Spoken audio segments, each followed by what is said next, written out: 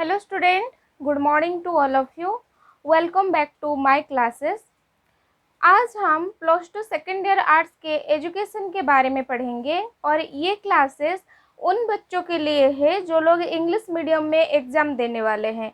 तो ये क्लासेस मैं इंट्रो क्लासेस से लेने वाली हूँ, जहाँ पर आप लोग को पता होगा कि कैसे हम लोग और क्या क्या चीज़ पढ़ने वाले हैं हम लोग के जो plus two second year arts में और एजुकेशन में। इसके साथ हम लोग आज जानेंगे ऐसा फर्स्ट यूनिट में हम लोग क्या क्या सब्जेक्ट पढ़ने जा रहे हैं और किन के ऊपर पढ़ने जा रहे हैं। जैसे कि मेरा एक प्रीवियस वीडियो है, उसका लिंक मैं डिस्क्रिप्शन बॉक्स में दे दूंगी, तो वो वीडियो जाके देख लीजिएगा कि क्या क्या सिलेबस में दिया गया है और इस साल आप लोग को क्या क्या पढ़ना है। इसके साथ ही आज मैं आपको समझाऊंगी कि plus two second year education में हम लोग फर्स्ट यूनिट में किन के बारे में पढ़ेंगे। जो हम लोग का फर्स्ट यूनिट है वो कंट्रीब्यूटर ऑफ एजुकेशनिस्ट है। वो जो ऐसे शिक्षाविद हैं जो लोग क्या किए ना, अपना जो थॉट है, अपना जो एजुकेशनल प्रैक्टिस है, उसको वो लोग जो कंट्रीब्यूट किए हैं एजुकेशन में, तो उनके बारे में आज हम लोग पढ़ेंगे। तो आज हम लोग का टॉपिक यही है, contribution of educators towards education. ये हम लोग का फर्स्ट यूनिट का क्या है ना टॉपिक है। और इसके अंडर में हम लोग महात्मा गांधी जी को पढ़ेंगे, रूसो को पढ़ेंगे। तो इस साल के सिलेबस में डीवी और अरबिंदो के बारे में नहीं दिया गया है, इसीलिए मैं उनको स्किप कर रही हूँ और मैं आप लोग को महात्मा गांधी जी के बारे में, गोपबंधु दास जी के बारे में एंड रूसो के बारे में इस क्लासेस में पढ़ाऊँगी। तो आज के हम लोग का जो टॉपिक है वो है contribution of educators towards education. और हम लोग आज पढ़ेंगे महात्मा गांधी जी के कंट्रीब्यूशन के बारे में कि वो अपना जो योगदान कैसे दिए थे एजुकेशन में, उसको आज हम लोग देखेंगे। तो देखो, contribution of educator towards education में महात्मा गांधी, ये है तुम लोग का unit 1। Contribution of educators towards education, Mahatma Gandhi जी।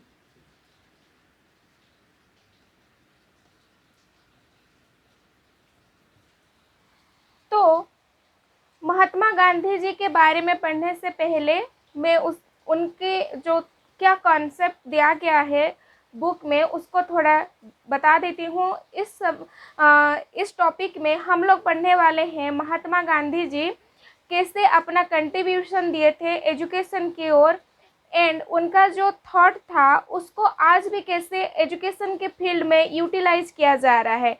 उनका सबसे बड़ा योगदान था एजुकेशन की ओर, वो है बेसिक एजुकेशन, और जिसको मौलिक शिक्षा बोल के जाना जाता है। ये क्या है और कैसे उस टाइम में काम करता था, ये सब चीज़ें आज हम लोग देखेंगे। आज हम लोग जानेंगे कि महात्मा गांधी जी ने अपना जो कंट्रीब्यूशन दिया था वो तो फ्रीडम फाइटर थे ही, उसके साथ ही वो अपना जो एक थॉट था वो एजुकेशन प्रोसेस इंडिपेंडेंट इंडिया में कैसा होना चाहिए और कैसे एक बच्चा शिक्षा के साथ भी आत्मनिर्भरशील हो सकता है, उसके बारे में बताइए, उसको आज हम लोग देखेंगे। तो स्टार्टिंग में देखते हैं। तो यहाँ पर जैसे लिखा है, महात्मा गांधी जी 1869 को 2 अक्टूबर को पोरबंदर, काठियावाड़ के पोरबंदर में पैदा हुए थे। कब पैदा हुए थे ना, 1869 को, और 2 अक्टूबर उनका जो डेट ऑफ बर्थ है। और उनको क्या बोला जाता था, he also known as great leader. वो एक ग्रेट लीडर थे, उसके साथ पॉलिटिकल फिलोसोफर्स भी थे, उसके साथ वो एक सोशल पॉलिटिकल रिफॉर्मर एंड वो एक, उनको क्या बोला जाता था, फादर ऑफ नेशन बोला जाता था। तो बेसिक इन्फॉर्मेशन के लिए इतना ही उनका इंट्रोडक्शन में आप लोग लिख सकते हैं। ये बेसिक इन्फॉर्मेशन को याद रखना भी ज़रूरी है कि उनका जन्म कब हुआ था। वो 2 अक्टूबर 1869 को पैदा हुए थे और कहाँ पर पैदा हुए थे ना, पोरबंदर में पैदा हुए थे। तो ये गुजरात का एक जगह है पोरबंदर, वो काठियावाड़ में पोरबंदर है, वहाँ पर वो पैदा हुए थे। उसके साथ साथ उनने वो किस चीज़ के लिए फेमस थे ना, वो एक ग्रेट लीडर थे, वो प्रैक्टिकल फिलोसोफर्स थे। उसके साथ वो एक मॉडर्न इंडिया के सोशल एंड पॉलिटिकल रिफॉर्मर भी थे। तो उसके साथ साथ वो फेमस हैं किसके लिए ना, फादर ऑफ नेशन के लिए। उनको फादर ऑफ नेशन भी बोला जाता है, जातीय पिता भी उनको बोला जाता है। तो ये हो गया उनका इंट्रोडक्शन। उसके बाद देखते हैं कि उनका कंट्रीब्यूशन क्या था।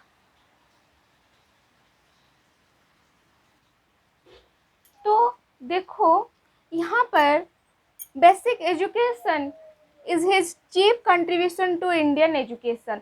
तो उनका सबसे खास जो कंट्रीब्यूशन था वो था बेसिक एजुकेशन। ये बेसिक एजुकेशन क्या है इसके बारे में हम लोग आगे जाके पढ़ेंगे, लेकिन आज के लिए इसको नोट डाउन कर लीजिए क्योंकि ये बहुत ज़रूरी है। महात्मा गांधी जी का सबसे अगर कुछ बहुत महत्वपूर्ण कुछ अगर कंट्रीब्यूशन था टुवर्ड्स एजुकेशन तो वो था बेसिक एजुकेशन। बेसिक एजुकेशन क्या था ना, शिक्षा के साथ साथ एक वृत्ति को भी कैसे हम लोग अपना सकते हैं और आगे चल के उसको अपने जीवन धारण के लिए कैसे हम लोग इस्तेमाल कर सकते हैं, इसके लिए वो एक बहुत अच्छा तरीका बताए थे जिसको बेसिक एजुकेशन और मौलिक शिक्षा बोल के बोला जाता था। तो इसके बारे में हम लोग पढ़ेंगे, लेकिन इससे पहले हम लोग इनका 2 डेफिनेशंस देख लेते हैं जो कि बहुत फेमस डेफिनेशन है। तो महात्मा गांधी जी के दो डेफिनेशन मैं यहाँ पर दी हूँ, उसको थोड़ा नोट डाउन कर लीजिएगा। तो देखो फर्स्ट में क्या है, according to Mahatma Gandhi education is an activity which is necessary not only for social progress but also for moral, political and economic development.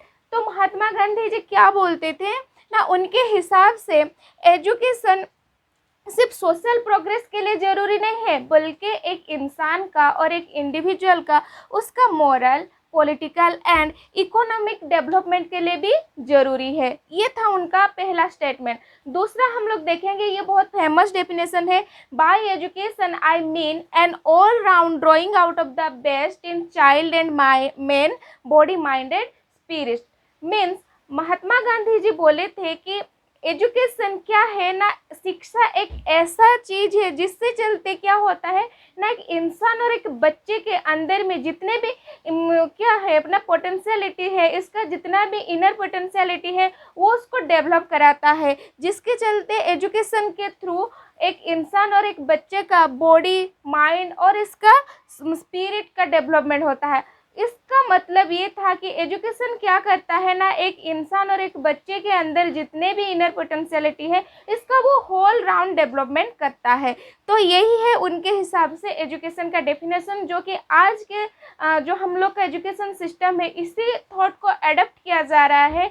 Education और शिक्षा का मीनिंग यही है, एक बच्चे का सर्वोत्तम विकास कैसे किया जा सके, उसका ऑल राउंड डेवलपमेंट कैसे किया जा सके, उसका शारीरिक विकास भी हो शिक्षा के थ्रू, उसका मानसिक विकास भी हो और उसका जो आध्यात्मिक और जो स्पिरिचुअल उसका भी कैसे डेवलपमेंट हो पाए। इसी के चलते आज का भी एजुकेशन सिस्टम इसी के ऊपर काम कर रहा है। तो इसलिए वो एक चाइल्ड सेंटर्ड एजुकेशन के बारे में वो अपने हर जो बेसिक एजुकेशन हो, चाहे वो अपना जो भी स्टेटमेंट दिए हैं, हर में वो चाइल्ड सेंटर्ड एजुकेशन के बारे में ही बोले हैं, जो कि आज के जो एजुकेशन सिस्टम उसी के ऊपर बेस्ड है। तो उसके बाद हम लोग देखेंगे कि उनका जो बेसिक एजुकेशन था उसका कुछ चीफ कैरेक्टरिस्टिक्स देखेंगे, कुछ मुख्य कुछ सिद्धांत देखेंगे, उसके बारे में डिस्कशन करेंगे।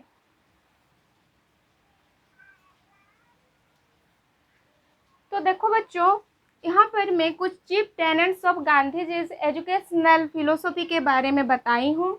उसके साथ ही एक ऐसा बेसिक सिद्धांत है जो कि महात्मा गांधी जी अपने बेसिक एजुकेशन में अपना जो थॉट है वो जो प्रोसेस था इसी के ऊपर बेस्ड था। एजुकेशन जो बेसिक एजुकेशन प्रोसेस था वो उन्हीं के इन्हीं थॉट के ऊपर, उन्हीं का जो महात्मा गांधी जी का इन्हीं फिलोसॉफिकल थॉट के ऊपर बेसिक एजुकेशन बेस्ड था। तो पहला उनका था क्या, basic education should be free and compulsory for all. तो प्राइमरी जो एजुकेशन सिस्टम है, महात्मा गांधी जी उस टाइम में 1937 में जब ये स्कीम फर्स्ट टाइम लॉन्च किया गया था, तभी वो ये चीज़ अच्छे से बता दिए थे कि बेसिक एजुकेशन में जो प्राइमरी शिक्षा है, जो प्राथमिक शिक्षा है, वो कैसा होना चाहिए ना, बच्चों के लिए फ्री एंड कंपलसरी होना चाहिए। हर बच्चों के लिए एजुकेशन क्या है, एजुकेशन फॉर ऑल, हर बच्चा, चाहे वो किसी भी जात का हो, किसी भी लिंग का हो,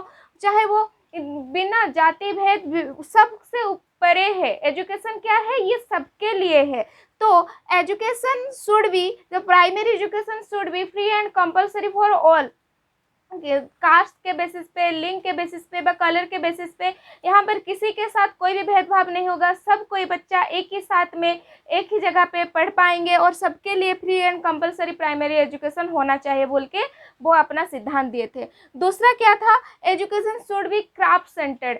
शिक्षा क्या होता है ना, शिक्षा तो हम लोग ले लेते हैं, लेकिन उसके बाद क्या करते हैं, क्या करेंगे, इसके बारे में किसी को भी नॉलेज नहीं रहता है।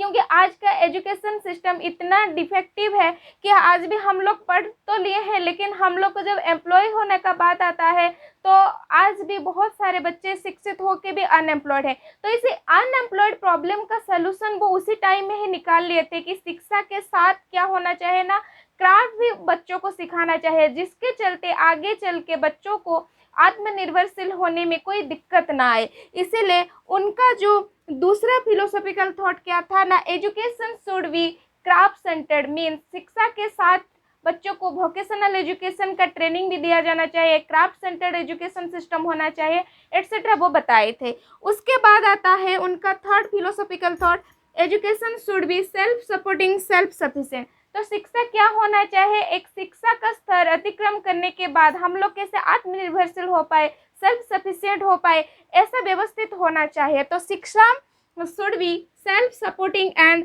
सेल्फ सफिशिएंट रहना चाहिए। नेक्स्ट आता है education should be given in mother tongue. ये बहुत बड़ा चीज़ था उस टाइम में, क्योंकि उस टाइम का जब ब्रिटिशर्स क्या करते थे ना, इंग्लिश मीडियम में बच्चों को प्राइमरी एजुकेशन दिया जाता था, जिसके चलते बहुत बच्चों को कुछ कम्युनिकेट करने में टीचर के साथ प्रॉब्लम होता था।